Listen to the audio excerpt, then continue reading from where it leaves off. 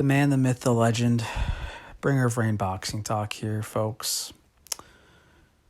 So, one thing I just kind of want to talk on briefly here that I think a lot of people are potentially sleeping on is the ring experience of Manny Pacquiao playing a major factor in this fight. Now, the public narrative is kind of already being molded. The betting lines were released a day or so ago.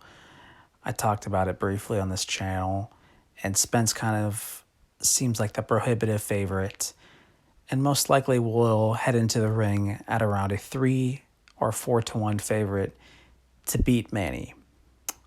So when odds are usually that big, the feel is that the guy who's ahead is going to really wipe out the other fighter. And people seem to think that there's a good chance that Errol Spence is going to go in there and just demolish Manny, like in short order.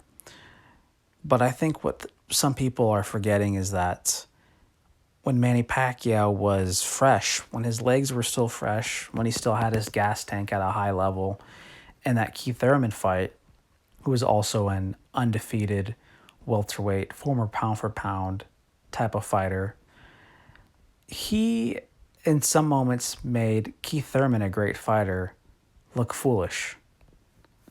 He was able to make him look amateurish at points when he was able to bounce in and out of the pocket, dart in and out with fast combinations, and attack at weird angles.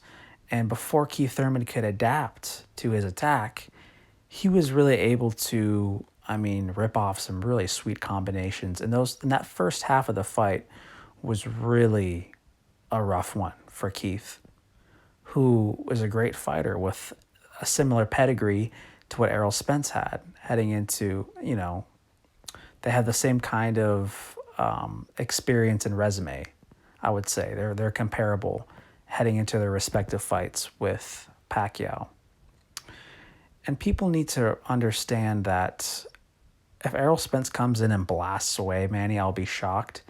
But just look no further than his last fight, Manny's. You have another guy that is a really athletic, strong, power-punching welterweight with great boxing skills and all-around great fighter. Now, I happen to think that Errol Spence is a slight cut above Thurman, but the point still stands. Manny was able to make a very accomplished boxer look foolish, despite being the age of 40, for half a fight. Now, the problem was that when Manny Pacquiao's gas tank began to tick down, his legs became heavy, he wasn't darting in and out, and he was more of a sitting duck for Thurman's right hand. Now, I think that second half of the fight could be dangerous for Manny Pacquiao, but keep this in mind. If Manny Pacquiao is able to be savvy and avoid the big right hand, he could potentially build a lead in that first half of the fight. I could easily see a scenario where Manny is up 4-2 heading into round 7, and all he needs to do is notch a couple more rounds in that second half of the fight to prevent a loss. Now, I'm just speculating here. It's still really, really early. I haven't gotten to take a good look at how he's looking in training, but if he's able to somehow be rested and his gas tank could be higher than it was in that Thurman fight, people really need to watch out because his experience is being slept on here. He knows how to attack fighters. He knows how to stay out of harm's way. He's been in the ring with so many Hall of Fame, top-level elite fighters in his career. There's nothing that Errol Spence can do that he hasn't already seen yet already. And at a higher level, Pacquiao has fought greater fighters than Errol Spence in his career. The question will be if he can execute what his mind is telling him, if his body is able to follow through with what his plan to do is, then, folks, it's not going to be as easy as some people are making it sound. I'm just telling you that.